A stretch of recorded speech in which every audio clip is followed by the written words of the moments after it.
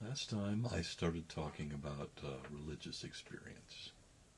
And as I said last time, religious experience is a highly subjective thing. And I think every individual's experience is actually unique. Within that uniqueness, there's some commonalities, uh, certainly within particular traditions, seem to present themselves, at least as people report. Uh, one, I mean, I can only talk about things that I myself have experienced with any, uh,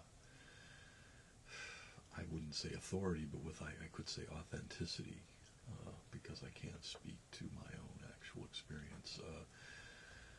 And of course, last time I was speaking about something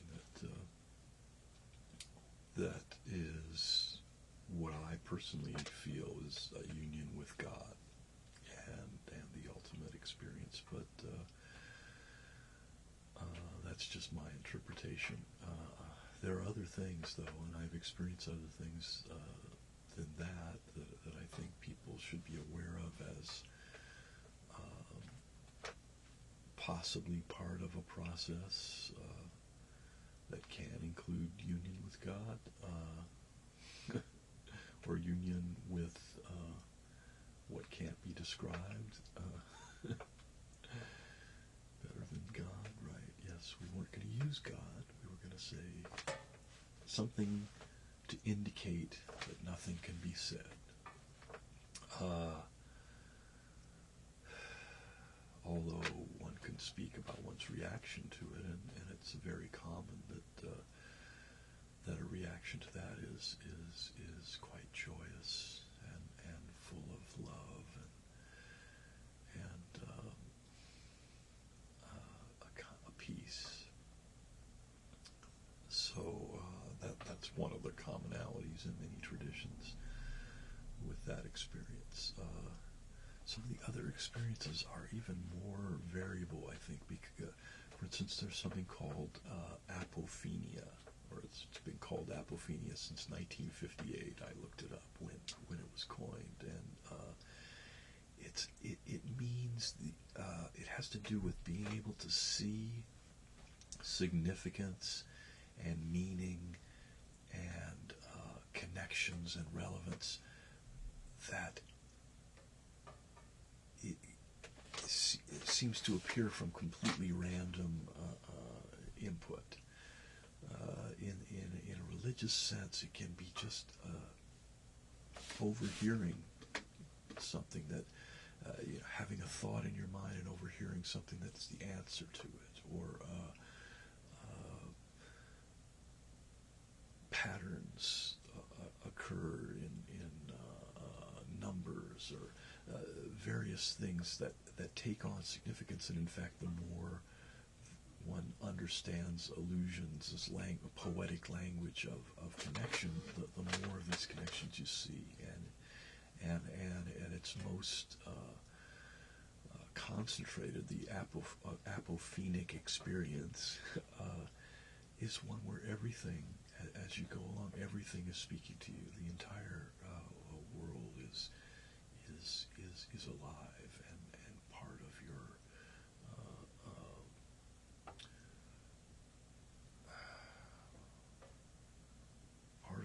your consciousness, and yet it is not uncommon in this kind of situation for your personal consciousness, your I am sensibility, to be quite different than usual. If things are working well, I think that's a very still place. The person who's living mostly by an instinctual connection, hearing of an unspoken voice that tells them, gives them ideas for where and what to do, and then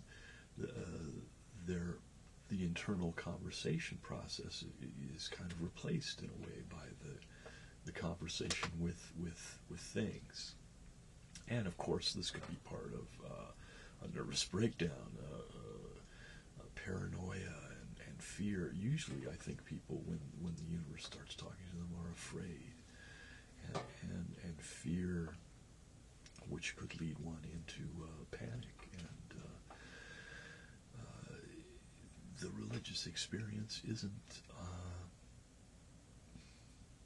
all benign. Let's say I think that union with God, it's hard for me to believe. I suppose, though, that unknown to someone, if someone just suddenly experienced that, it could be extremely disorienting and even frightening. And you could wonder what has happened.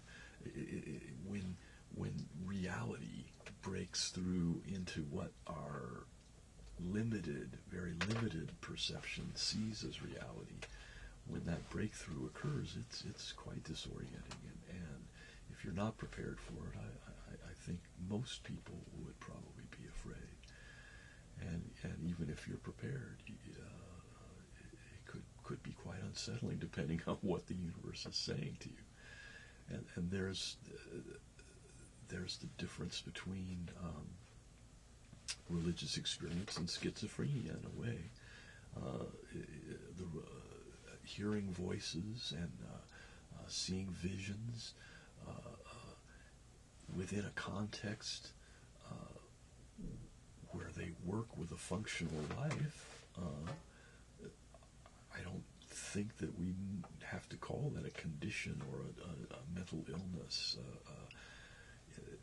It's a way of perceiving, but those people are very clear about what is a vision, what is a voice they hear, and what is this more consensual reality that we inhabit together. And by keeping that distinction clear, I think they keep themselves out of the mental hospital, or they keep themselves from stabbing people, or whatever might happen to a schizophrenic, commit suicide in their own terror. It's unfortunate in a lot of ways in our society now that we've totally medicalized experiences that, in the right context and with the right framework to experience, might be, in fact, quite valuable. But I think that part of evolving culturally is tendency to throw away the good parts of our tradition along with the bad parts, and we should be kind of sifting and keeping what's worthy and throwing away what we no longer really need. Instead, sometimes we throw away what we need, assuming that we're going to get it. We're going to figure it all out in our newfangled way of understanding things, and I think that's a little presumptuous. We're still groping in the dark. The more and more we learn scientifically, the better, but we're still groping in the dark, especially about things that happen in our psyches, things that are happening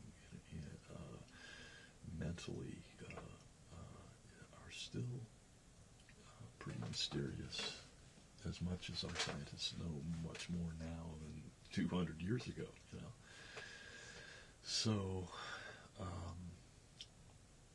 getting back to the point,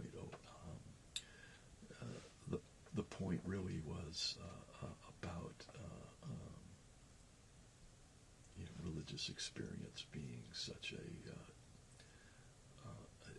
unique individual phenomenon and a social phenomenon at the very same time, and the two interact with each other, and some individuals' unique experiences shape the way that society incorporates religious experience.